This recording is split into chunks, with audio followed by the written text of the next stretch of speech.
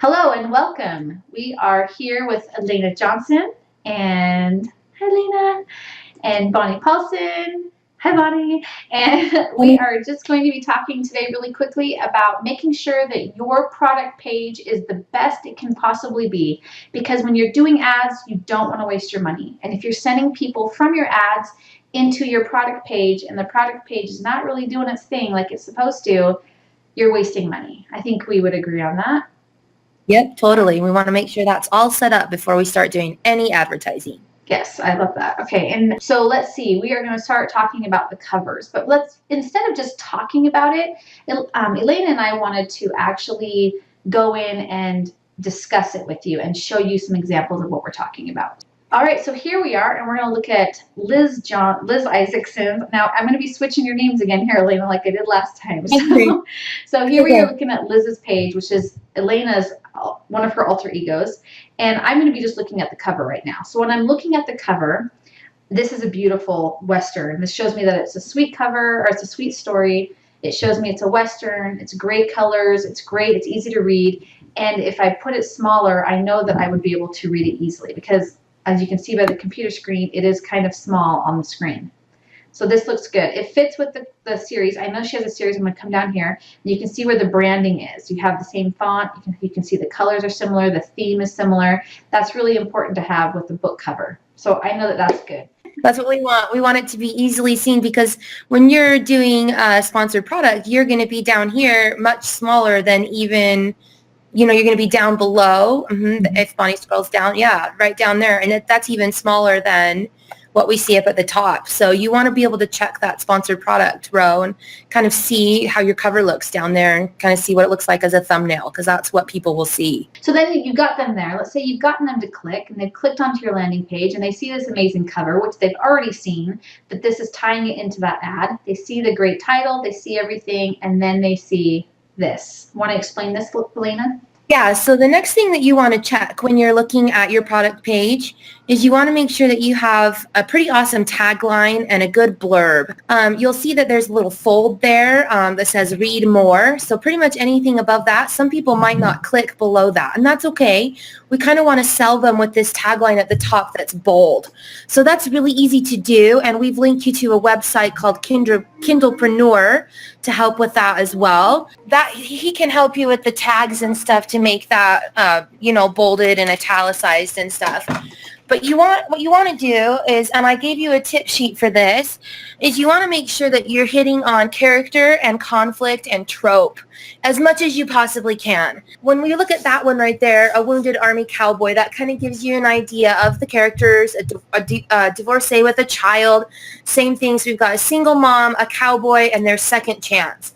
So I've kind of hit on all of those things, the tropes, the characters, and kind of what I hope people will go, oh, I love second chance romance. Oh, I love reading about single moms. I love cowboys. So all those things kind of combine together with just, 12 to 15 words that can really sell your book without them having to go below the fold. And then in the actual blurb part of it, you want to give just a little bit more explanation, more character, more conflict, a little bit more about the tropes if you can. And then one thing that I always tell people to do is kind of look at what the best sellers are in your genre, in your categories and subcategories, and see if they're using questions. See if they have long blurbs or short blurbs, and kind of try to make yours match that. And then you'll also notice down below that I've listed pretty much my whole backlist as well. And yes, and there's so many, and this is great because what happens is you have someone who clicks over, and let's say they are they're still on the fence, which why would you be on the fence at this point? But let's say they are still on the fence and they scroll down and they read that blurb, and then they come to this list of all your books. To me, as a reader, when I see a list of books, I see evidence of an author who is a career author and someone who knows what they're doing. If you've made it through, my goodness, 11, 8, I'm not even going to sit here and count them all. If you've made them through this many books, my assumption is that this author knows what they're doing. So I'm not going to be getting a crappy book. That's one of my biggest things. And so you see this list and you see that it's going to be a good investment, especially if I love this author's book, then I'll have more places to go. So this is just one more chance to see that, yes, this author is going to be a good investment for me. Right. And I think that's awesome because I do know some readers, they want to binge read a whole series. So they see this as book one, and I've listed it here, but then you also obviously have your series bar down below when you get below the description that kind of shows, oh, look, there's 11 books here. And I've priced that first one at 99 cents kind of to lure people in. It's a funnel book.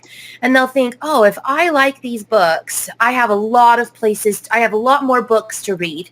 Right. And especially in the romance genre, we've got some binge readers who hopefully would binge read through the books. Yes, exactly. I love that. And I do love how you have this series page on here.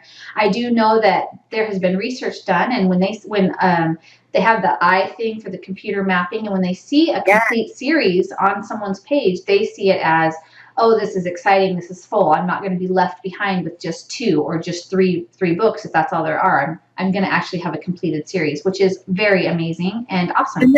And look where your mouse is pointing. I just noticed that Amazon put that on there where it says complete series, Kindle Unlimited. That's crazy. That's new. That did not used to be there on that series page. Mm-hmm. So now whether my series is actually complete or not, but it kind of makes it look like it is. I think Amazon was saying that the whole series is in Kindle Unlimited. Oh, yeah. Does that make sense? I think that's what they're saying there. Yeah. But either way, they have added that, and that's just more another thing to sell my books. I've got a complete series. It's in Kindle Unlimited. And if people are KU readers, I've got 11 books right here for you. So it's just something, when I saw that a few days ago, I thought that was really awesome. Yeah, I think that's great. I love how this whole page is set up. Let's go look at your reviews. So the reviews are something that you want to have. I mean, it's kind of hard to, when you're choosing a book, and we want you to choose a book to advertise that you'll get set up in the first week of the course. And we want you to choose a book that you can have some read through on, some sell through on, that has some reviews, because reviews are social proof. So I have 651 on this book. It's been out almost 3 years. And don't feel bad if you don't have that many. It doesn't matter if you have 1 star or 5 star. All reviews are good. It just gives some social proof that people have read the book. And so we want to see those there. If you've got any way that you can get a review team or a few people to put reviews up if you're trying to advertise the new release, that's helpful.